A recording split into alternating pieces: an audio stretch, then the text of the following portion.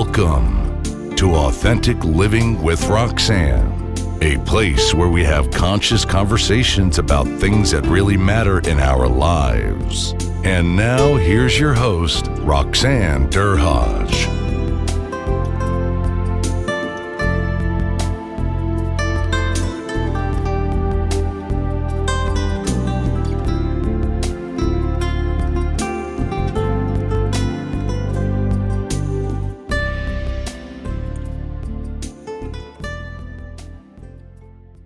Our interview last week was so good that we decided to turn it into a two-part series.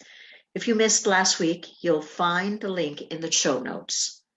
It's not mandatory that you listen, but we want to make sure that you don't miss out on this amazing conversation. Hi, everyone. It's Roxanne Derhaj. Thanks for tuning in again this week.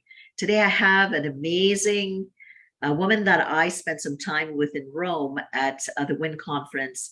And she was on the main stage talking about female leadership. Her name is Wendelijn. Wendelijn, thanks so much for coming on today. Thank you so much for having me. It's a joy to see and hear you again. So Wendelijn caught my attention because, as you know, I talk a lot about female leadership and diversity and inclusion in the workplace. But she's a historian and a female leadership expert based in the Netherlands. And what captivated me when she spoke was, the history about not just female leadership, but really as societies, what we're looking for in reference to the definition of happiness and what makes us as a society want all the basic things we always talk about. And that's why I thought I would love the opportunity for Wendelijn to come in and talk today with all of my amazing listeners. Yes. Now with these times and what you've been studying, and this is what I'm fascinated about, especially when we talk about, here in North America, we talk a lot about parity and, transformational leadership and stuff like that. We're obviously clearly showing that this has existed for centuries.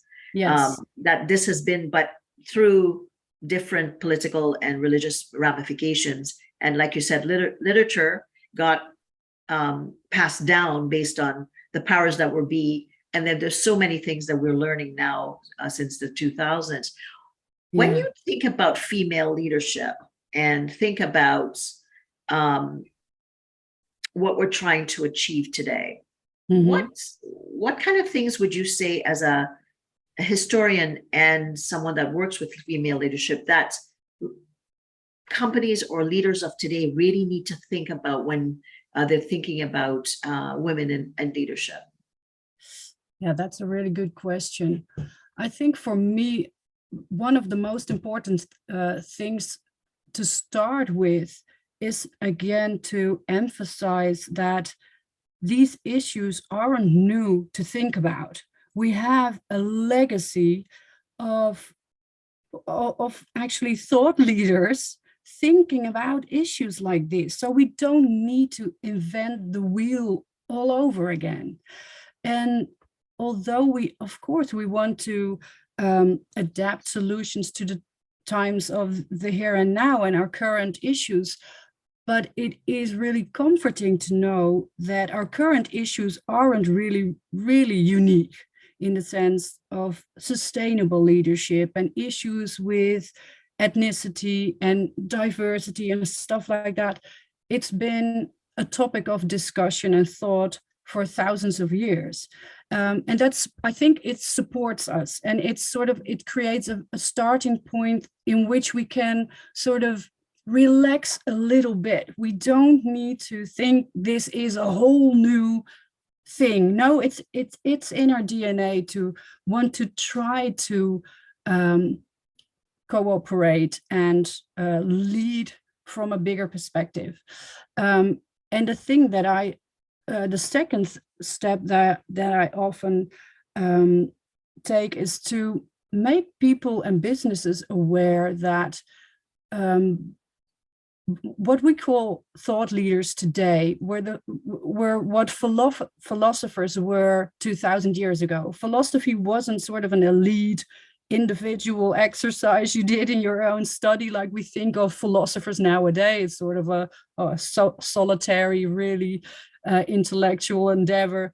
Now, philosophy was the sharing of wisdom with one another in thinking about themes as success and happiness. And for example, the Stoics, who I've been studying also for 25 years, were really adamant that to be successful as a society or individually, you needed to be in a happy place. And happiness was the sharing of what was good for the bigger good. So not on an individual level. They thought happiness couldn't exist if it existed only for the individual. So that's also really, really important to realize. As sort of a second step, it is that to think about and have a broader perspective on leadership and what is success, what is happiness. I think that's all related. It's really important to know that that has been thought about also for 2000 years ago. And I think it's really interesting. I have here one of my favorite Stoics, who I've been rereading again since Rome. And I think is really interesting to know. This is an excerpt of a text from 2000 years ago, and it was a Stoic philosopher, Musonius Rufus, and he said about women, and then I go into what your question more in detail about the female issue, but I think this is really apt to start with. He says, someone might say that courage is an appropriate characteristic for men only, but this is not so. It is also necessary for women to be courageous and free from cowardice, so that she is overcome neither by pain nor by fear. And Stoics thought that pain and fear were the one things, or the two things that kept you from really fulfilling your purpose and being happy and therefore successful. And they say, so if women lack courage, it is from lack of practice rather than from courage not being an innate quality. And I think that's 2000 years old. That really is the bottom line for me in female leadership nowadays. That's the bullseye, right? Like really technically, because it's for a lack of practice. It's not if you keep women or have kept women through the ages in those spaces based on the political or cultural context of that time, they haven't had the opportunities to be able to practice. And clearly what we're seeing today, that women have amazing transformational qualities that benefits so many things within companies. Yes. And I think for women, we need two things to underpin this, what Musonius Rufus says, to make this a reality. We need to practice our courage as women, but we need men and women around us to give us the space to practice that courage. And we are responsible whether we take that space that is given to us. Like Amakia, there was just a little bit of space for her, but she ran with it, and she took it and she ran with it. And so it's up to us how to how we make use of the space that is given to us, but realize that courage is not something we have in spades without any practice. We need to practice that courage to bring to the table our type of leadership. Because I think, and I wrote about this as well last week, I think for women, a lot of the times, leadership is not so much leadership over, but leadership with. And that doesn't mean we enter sort of systems without hierarchy. It doesn't mean soft leadership, but I think leadership with others is really a different definition of leadership and power than leadership over. And that coincides with the three topics that sort of arose, or sort of learnings that I use in business lectures and workshops that arose from my research the second sort of key learning I always communicate is that these women 2000 years ago, if we can learn anything from them, it's that they really were very daring and skilled communicators in their representation of what they were and what they did in society. They did not shun away from expressing their roles in society. So yes, they put up statues with inscriptions naming what they did and what they had achieved.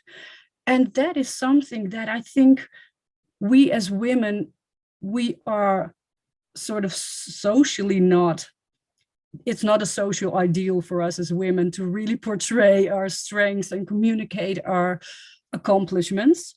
But on the other hand, also in this case, we don't have the practice oftentimes in how to do that aligned to our characters, because it doesn't mean you have to be I think that we have a lot of examples of how to communicate our accomplishments and roles from men, but for a lot of women, it just doesn't feel aligned with ourselves to express it like that. So we have to find our true expression of that. But I do think we have to express and communicate our accomplishments and our roles also to inspire others to be daring and to be courageous, to bring our hearts and leadership to the table. And I think today in female leadership teams, you're seeing a lot more sponsorship, which I think previously, I think when I was in corporate, it was more, you felt like you're alone on an island generally because you're a minority as a female leader, and oftentimes other females were not your allies. Yes. Right. And so I think because that's, like you said, the backdrop was be like what I think I need to be to get ahead. And I can say that in the time, in present times, working with female leaders, they're so aware of what it's like with the legacy leaders that are, say, maybe recognizing they're in the last quarter of their career, that they are looking to help and always mentor, be or be mentees, and so it's something that it's really nice to see now compared to, say, when I was in corporate 20 years ago. It was a completely different thing, where in a way sometimes you aligned with males that were generally more accommodating than females, because there was that threat. So there was like a bit of the boardroom was like a battlefield, because women were trying to figure out, how do I have my voice heard without, losing my position? But sometimes the only option left for them were the male-dominated way to be able to approach. Oh, yes. You experienced it, but I think I've seen sort of been on the tail end of it. And I've talked about this a lot, because I do see within my generation, sometimes women, well, not perhaps speaking badly, but not understanding why generations before us, and certainly the generation that has just retired, who are in their 70s, they've been sort of breaking the glass ceiling, so to say, but they had to use force and fit the mold. And they might not sort of understand what we are doing now and the sponsorship and stuff like that, but it has been needed. And I think it must have been really difficult, like for you 20 years ago, to sort of find your place and not lose your identity of who you are as a human being and your heart. And I think it would have been normal to sort of lose that at times, just to be able to survive, to some degree to survive. You had to figure out the context, in your position to be able, and that wasn't all the time, but at times when you needed someone to align with you to help, sometimes that support wasn't there.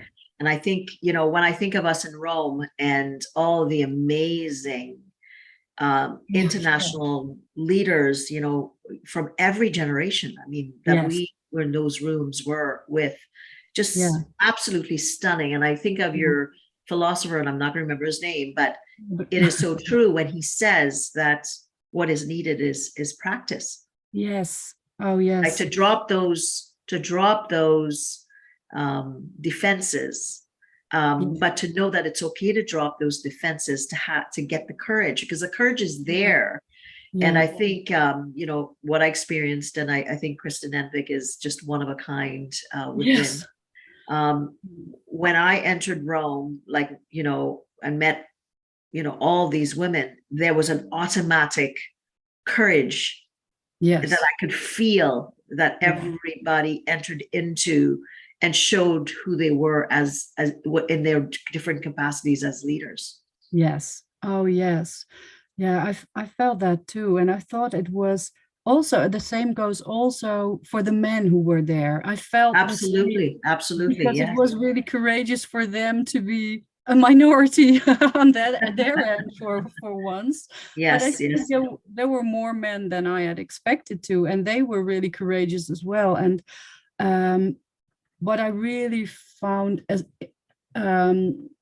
moving for me was that I knew that in my keynote lecture, I wanted to be personal and explain on a personal level what history had brought me in my life, and therefore as a leadership expert.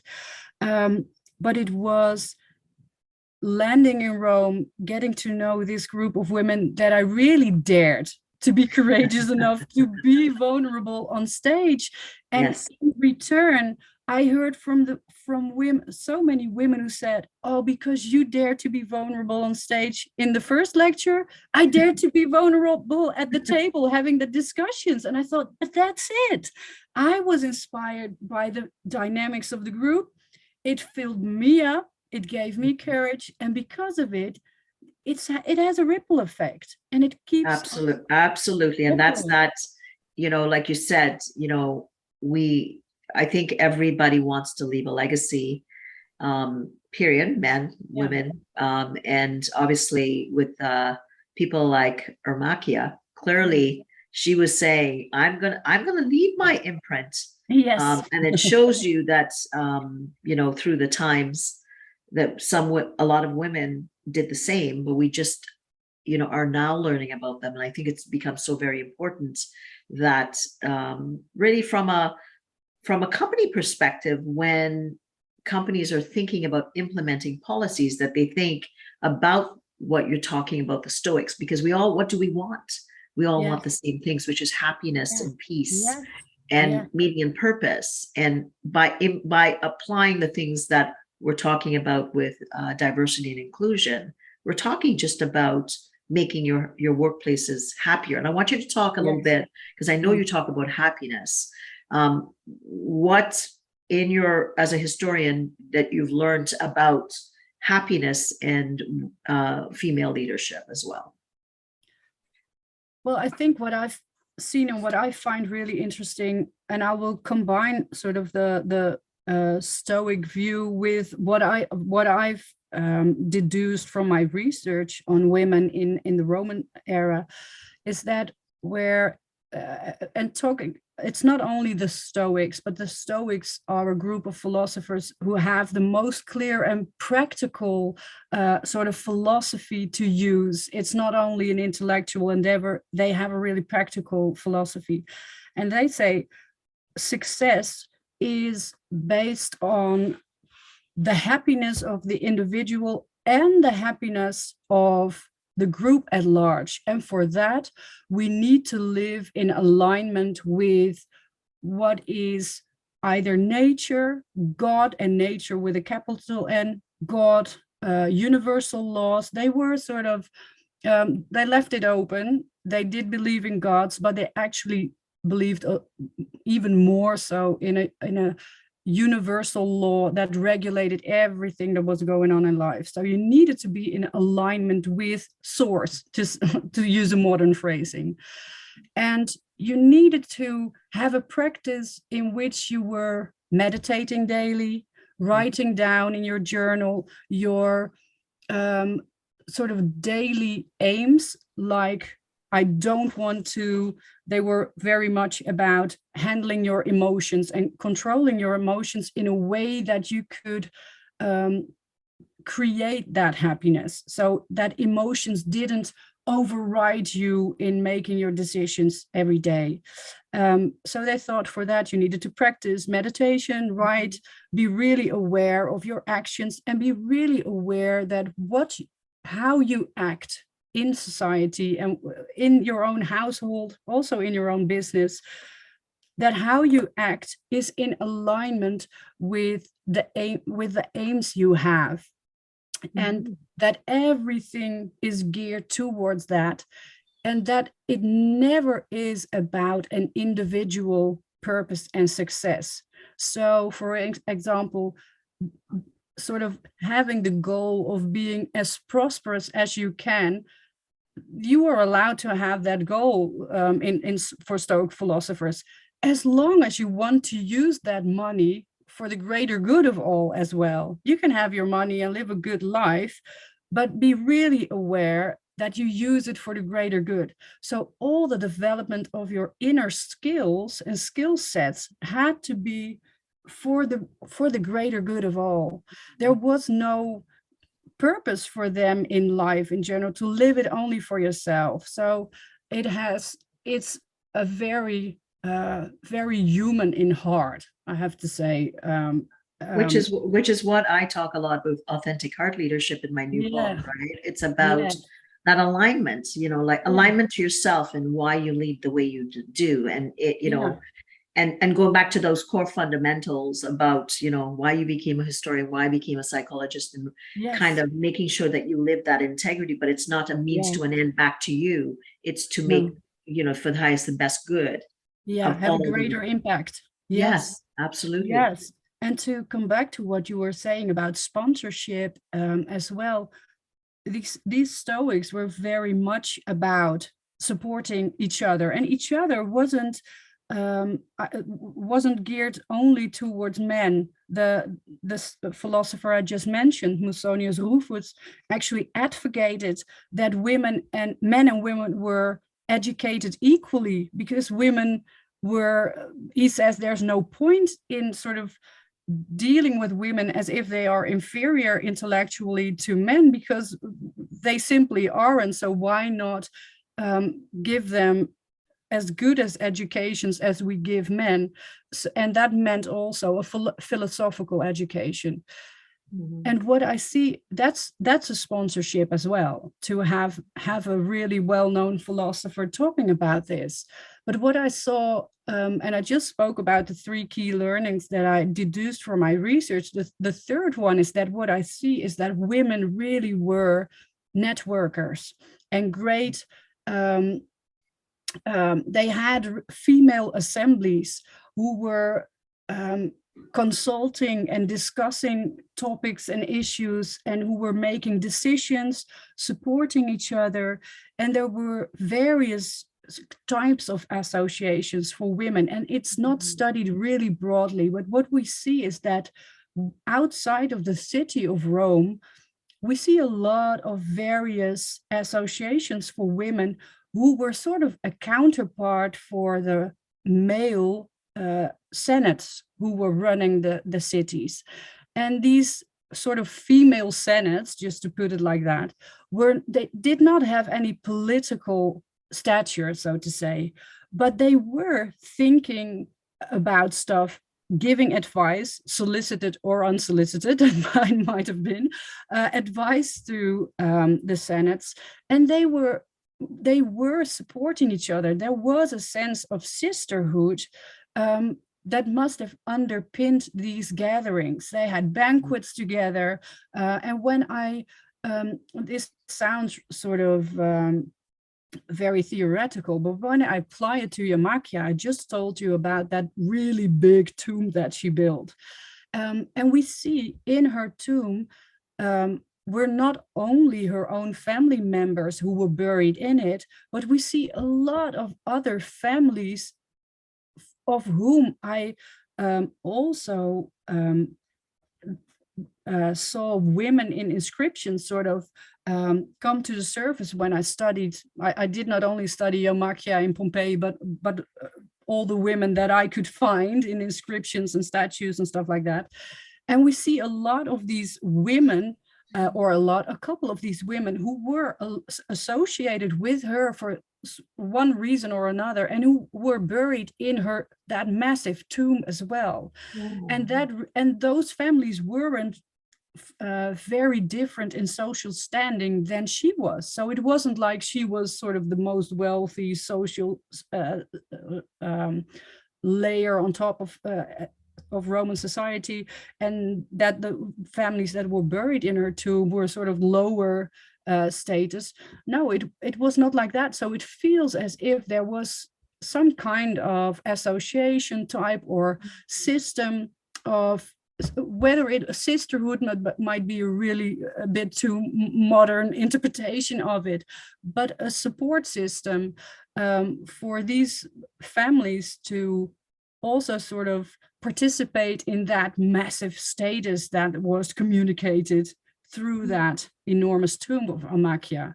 So that support system and the sponsorship you were talking about, which would make sense about what we're saying is necessary. It's almost like we're transcending time and bringing it forward, but really to some degree, it's about others helping others and having that support. And I think that's something that, a lot of times, that innate trait that women have, like they connect, they take care of systems around them, which would make a lot of sense when you talk about some of these systems of that time.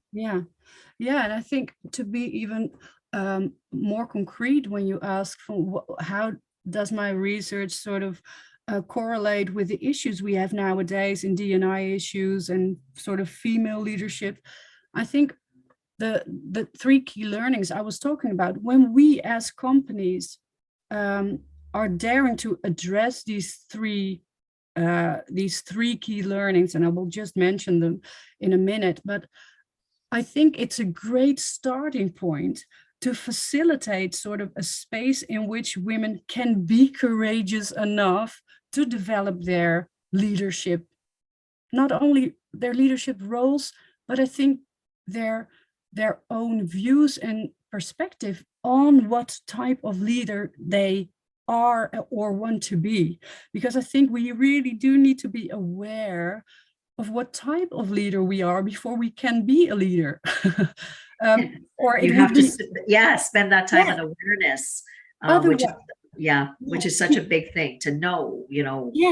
How do I want to be perceived? What does my voice need to look like? Which I talk a lot with leaders on, being aware, like what is that message, like how are you in alignment, but spending that time to ensure that you're, like you said, you're good with yourself before you start to project what your leadership should be like out there. Yes. And what I always say when I talk about these three key learnings, I think what we can really take away from these Roman women and sort of start a discussion. For example, if there's within a business, there's a manager or there's a CEO who wants to have the conversation with his female employers, or she wants to have a conversation with her female employers about their leadership, there are three key learnings I think that are really relevant. And the first is that these Roman women were really daring and innovative in the ways that they dealt with the legal and social limitation. And I think that's a great starting point to ask questions about, where do you feel limited? Internally and externally. It's not only externally, but internally. And I think as a psychologist, that must be really interesting. What are the limitations that you are aware of or need to be aware of, that you have sort of that limit you nowadays in your leadership capacities? And there are a lot of questions you can ask about that, because it might be really introspective, but it can also be that within a company, there are sort of unknown limitations or limitations for women that actually the company is not even aware of, that they perceive it as a limitation. So I think that's the first step a lot of businesses can take based on these Roman women. where do we feel limited as women in a company or in our lives as a leader? And the second is these Roman women were really, as I just mentioned, really skilled communicators of their accomplishments and roles. And we can ask women, how can we aid you in that? Is that something that you are aware of, that you can create your own ripple effect? It's not about sort of an egotistical thing in look at me and look at my CV and how amazing am I, but it's like you are a piece of the puzzle of society and a piece of the puzzle of a business. And if you're not clear on what piece of the puzzle you are, you're sort of corrupting the bigger puzzle, because you are a valid and valuable member of that puzzle. So start to ask questions on how, as a manager or a CEO, how are my female employees, how can we aid them in communicating their accomplishments, in communicating their roles, or becoming aware of that, because a lot of the time it needs introspection as well to know who you are as a piece of the puzzle, and to know who you are in your leadership, to be a leader that is aligned with heart, as you say it. So that's the second thing. And the third thing is actually that, based on my Roman research, is that women were networkers and great networkers and sponsors of other women. And I think if we look at these Roman women who were setting up female assemblies, we need our sisterhoods, to put it like that. We needed, like in Rome, although of course we had men and women, it felt so supported, so incredibly supportive to have a lot of women around the table supporting each other. And actually, I think a lot of the women that I met, one of the few or the first things they would say was, how can I support you in your endeavors, in your journey? And I was sort of, what? What is happening? But it makes you fly. Well, when you run into everybody and that's one of the first things they ask you, then you think, this is for real, right? Not like other conferences where it takes a while. It was definitely something that I absolutely experienced. So I think to your point, your third point, naturally through history, there has been that, and it's about as women getting back to our natural states, and what we're like in connecting and assisting and helping. Really, that comes, the way we're wired is we are wired to be the emotional keepers of relationships from a very, very young age. And naturally, not that men don't, but again, I think it's because it's the focus of our roles also in our families and our societies. So definitely I could see how number 3, which we experienced so well in Rome, was it at its highest sense. Yeah. And then it's those are such important steps, and it's amazing that you pulled that out from the research. It really, and it works for me as well. Like I shared in Rome on stage, when I do struggle in either my work or my personal life, I do look at these 3 points. Where am I struggling? Because a lot of the times I am not being very daring in how I am dealing with my limitations, or I'm not using my network, and or I'm not communicating my piece of the puzzle, my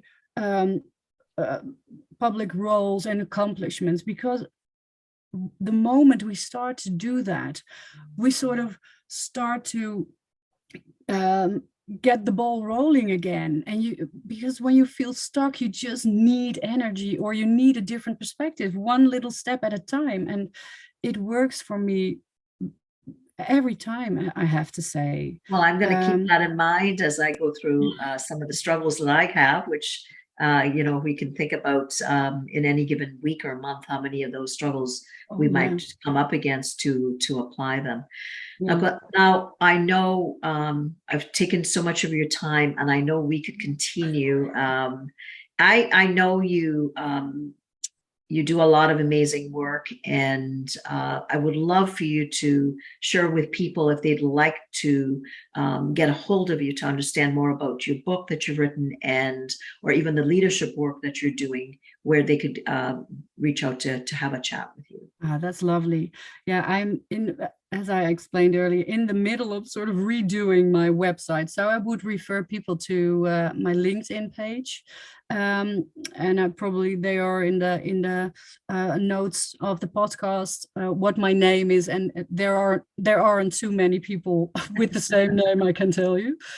So they can absolutely contact me via LinkedIn, and I always love to get into contact with people who are interested in, well, either just to have a chat and be inspired, or get a nice reference for some literature or a thought or whatever. But I love working with companies mainly on leadership, and giving them a new perspective from based on history, because we don't need to invent the wheel again, as I said. And I am really committed to history, not for what it reveals about the past per se, but what it reveals about us, about our communities, about our businesses, and about the world at large. It breaks down some of the barriers we experience. And that is what I love to do. I love to focus on female leadership, but I do a lot of leadership work in general as well, with lectures, either in lectures or workshops. That's amazing. And of course, the Wendelijn's contact will be in the show notes. So what am I walking away with? And I often say, look at where you've come from, so that you can know. Like you said, I love the molecule, of everybody that's impacted you. And I think of my legacy, and, coming from, Trinidad and Tobago, and, my path with my grandparents being indentured laborers coming from India and the Middle East, and where that is in my DNA, and what my path and what I've wanted to share with the world has been around voice. As a female leader. So as you go out there, just reflect on what Wendelijn's shared. She shared some amazing things, and to think about, how is it that you're going to be courageous? How is it that you are going to highlight who you are and where you want to go, and leverage your supports around you, because you have many. You may not have thought about it, and to think, what is one contact that I could reach out to today that might be able to help me make that first step in my practice, like the philosopher said. Start practicing today.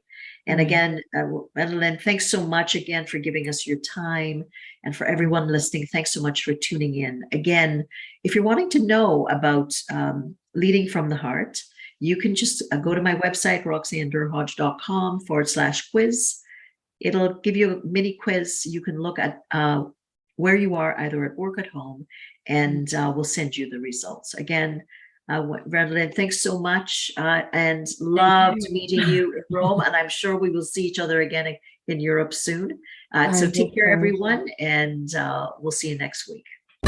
Thanks for tuning in to Authentic Living with Roxanne, creating the space for positive, healthy change. Roxanne is a keynote speaker, psychotherapist, and coach. To work with Roxanne, visit roxannederhodge.com/blueprint. We'll see you next time on Authentic Living with Roxanne.